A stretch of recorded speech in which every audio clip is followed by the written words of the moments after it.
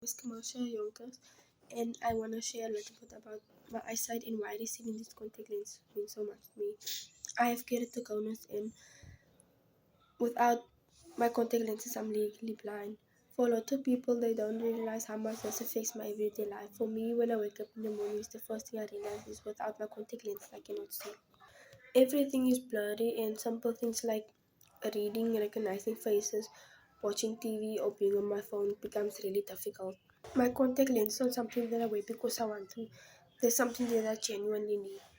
They give me the ability to live my life normally like everybody else. They help me be independent and give me confidence, which people and let me do things which people don't have to think twice about. Being 18, I have goals and I want to study further, build a career, and enjoy my life like everybody else. But without my contact lenses, those everyday things become harder. That's why this opportunity would make such a big difference to me.